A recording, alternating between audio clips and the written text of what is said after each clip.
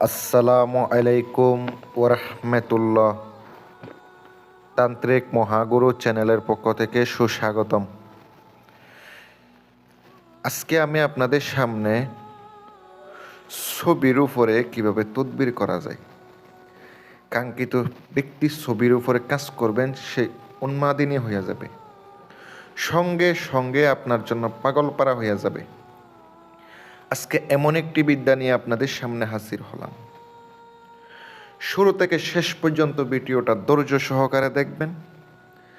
আমার প্রত্যেকটা কথা আপনারা শুনবেন, বুঝবেন, তারপরে কাজ করবেন।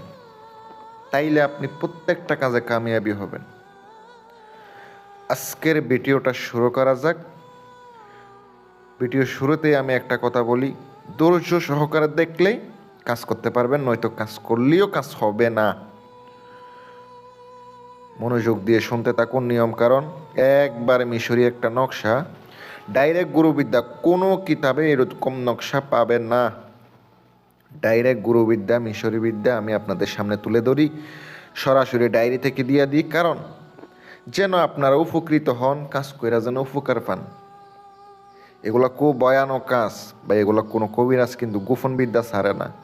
আমি একবার গোপন বিদ্যাগুলা দিয়ে দিই, কারণ অনেকে মনে করে বশীকরণ কাজ করে না, ফাউ ফাউ, কিন্তু কাজ করে, 100% কাজ করে যদি সঠিকভাবে করা যায়। নকশাটি যেটা দেখতে পাচ্ছেন, এটা দিয়ে কাজ করতে হইলে আপনার কাঙ্ক্ষিত ব্যক্তির ছবিটা সংগ্রহ করতে হইব। এটা ডাইরেক্ট বাহির করে নিয়ে আসবেন কম্পিউটার দোকান থেকে। আপনাকে 3 কপি ছবি বাইর করে নিয়ে আসতে হইব। বাইর করে নিয়ে আসার পরে নকশার ছবির পিছনে আপনাকে নাম লিখতে হবে, ছবির উপরে আপনাকে এই নকশাটা আঁকাইতে হবে।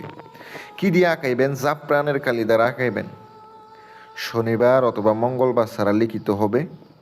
আপনি অন্যান্য 5 দিন, শনিবার মঙ্গলবার ছাড়া অন্য 5 দিন ভালো সময় দেখে নকশাটা লিখতে পারেন। নকশাটা আপনি লিখতে পারেন একবারে ভোরবেলা, সকালবেলা ঘুম থেকে উঠে পাক পবিত্র হয়ে উজু করে নকশাটা লিখার আগে 11 বার দুরুদে ইব্রাহিম পড়ে নেবেন। কাগজে 11 বার দুরুদে ইব্রাহিম দুরূদ শরীফ পড়ে ফুঁক দেবেন, কলমে 11 বার পরে ফুঁক দেবেন। তারপরে নকশাটি আপনাকে সুন্দর করে ওই যে ছবির উপরে আঁকাইতে হবে। ছবির পিছনে আপনার কাঙ্ক্ষিত ব্যক্তির নাম, কাঙ্ক্ষিত ব্যক্তির মায়ের নাম, বাবার নাম সব লিখে দিবেন। আপনার উদ্দেশ্যটা লিখে দিবেন। বাংলাতে লিখলে কিন্তু কাজ করবে ঠিকই, কিন্তু দেরিতে কাজ করবে। আরবিতে লেখার চেষ্টা করবেন। তারপরে নকশাটা আপনার লেখা শেষ। 3টা নকশা আপনি ওই যে ছবির উপর আঁকাইছেন, আঁকার পরে আপনি সুন্দর করে রাইখা দিবেন। পেঁয়াজের চোপলা, রসুনের চোপলা এগুলা জ্বালাইতে হবে, আগরবাতি জ্বালাইতে হবে। আপনি এর উপরে আগুনে যখন জ্বলতে থাকবে, এর উপরে 5 মিনিট ধরে থাকবেন। ধরে থাকার পরে একটা মরিয়ে সুন্দর করে আপনি 2 কবরের মাঝখানে পুঁতে দিতে হবে। অবশ্যই রাত্রেবেলা কাজটা করবেন। আর 2টা নকশা সুন্দর করে আপনি 2 রাতে 2টা আগুনের মধ্যে জ্বালাইতে হবে। একই টাইমে একই সময়ে জ্বালাইতে হবে।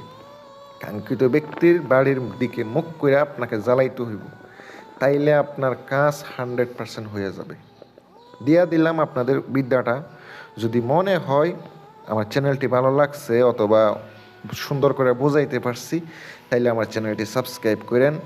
আর যদি প্রয়োজনীয় কাজের জন্য আমার নাম্বারটা দেওয়া আছে, আপনারা অবশ্যই কল করবেন সকাল 9টা থেকে দুপুর 1টার ভিতরে। এর বাহিরে যদি আমার কল দেন পাইবেন না, অথবা এই মতে হোয়াটসঅ্যাপে নক করবেন। ইনশাল্লাহ আশা করি আমাকে পেয়ে যাবেন। সকলে ভালো থাকবেন, সুস্থ থাকবেন, দোয়া রইল। আল্লাহ হাফেজ।